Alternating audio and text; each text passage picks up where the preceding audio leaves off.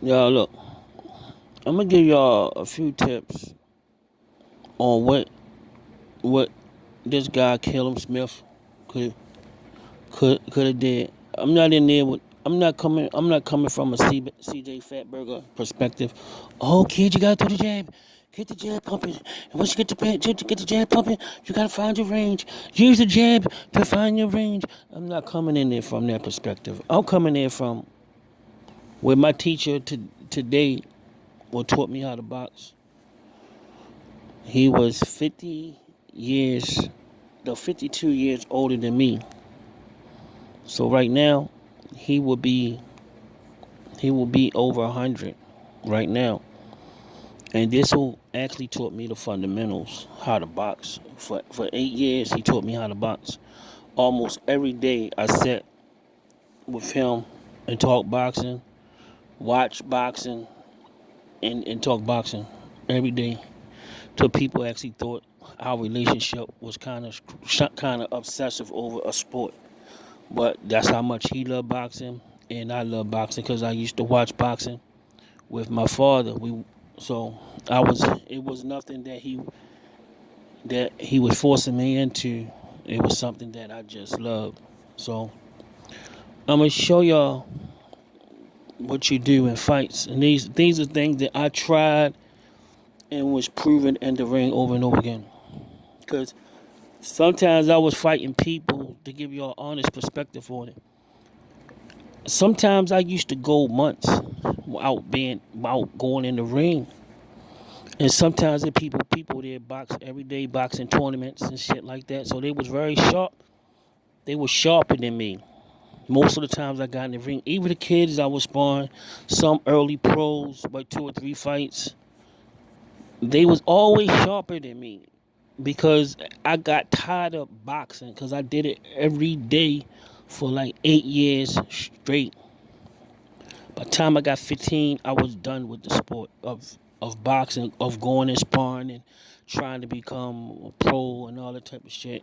Getting in some tournaments and just trying to make it as a living. I was burnt out. But I'm gonna tell you, I'm coming from a different perspective. Now, his coaches, his coaches are not going to tell him this because you live by fear. You live by fear. Most things you fear most likely will never happen to you in real life. It's just your fears, just your negative outlook. What he should have did right now, he should he should mirror what this what my man told Mr. Mirror. This what my man told me. Mirror what Canelo's doing.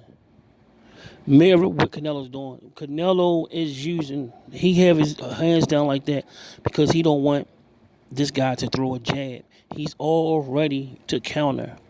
He's already ready to counter. So what he should be doing, he should make Canelo right now reset. He shouldn't be right here. He should make Canelo reset or put his hands up high and have a high guard. As soon as Canelo come in the counter, come over top, but always be first. Be first. So if he right now, he just throw his shot right now, it's like a feint. If he throw the feint right now, he can actually see what punch Canelo going to do in a situation like this. So that's always so you when you get in a situation like this, you can pivot off the ropes. You can mirror him, try to count when he throw, try to counter him. Change his head slots, change his head slots. If I was him, I would move. I would take my head off the center line, move slightly to the right.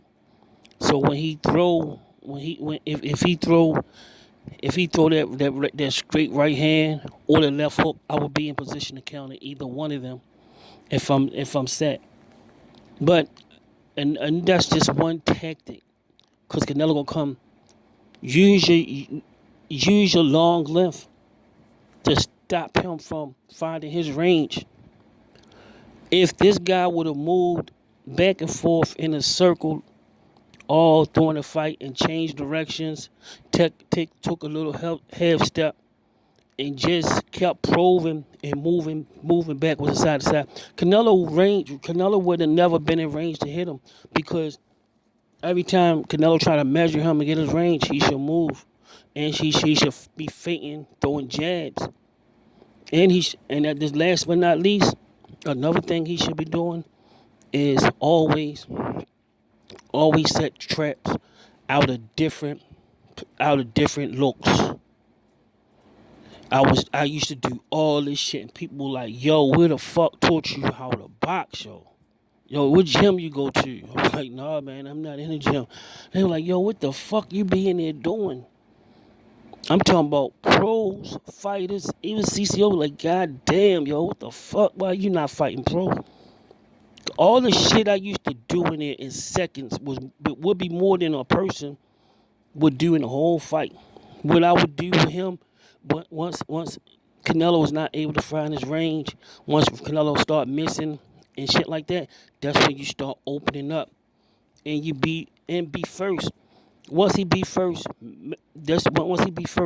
it does two things.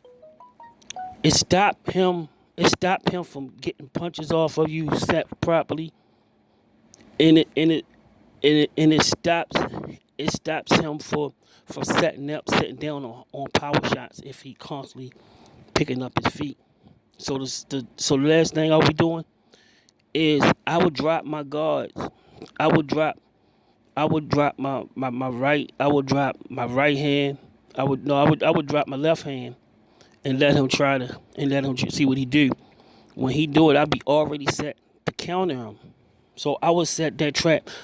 Sometimes I'll put my hands down and let him come in, then counter him.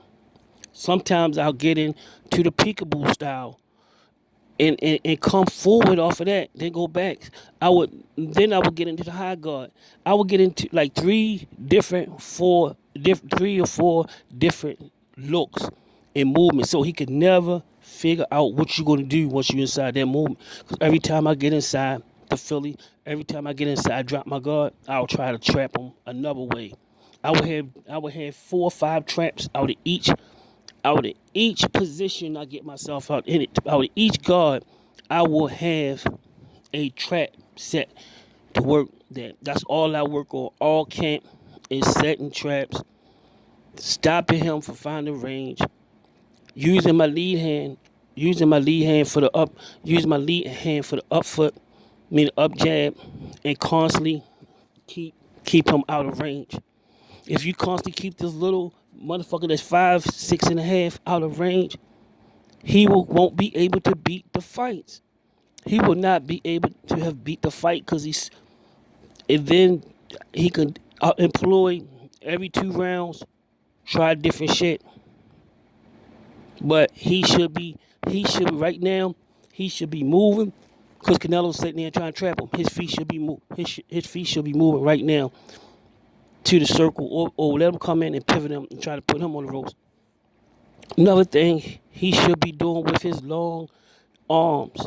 If I was to ever fight someone someone that's shorter than me, the one thing I would get established in there is my rhythm. I would throw jabs. I would throw 3 jabs and let him catch it sometimes, and then take a move. I would throw 1 jab at his glove, let him catch it, then take a move. Then it all would be at the same speed. It would all be at the same speed. And then once he get comfortable with me doing that, once he catch it again, either he gonna catch it or get hit with something, he gotta catch it. All pros are taught to catch the jab.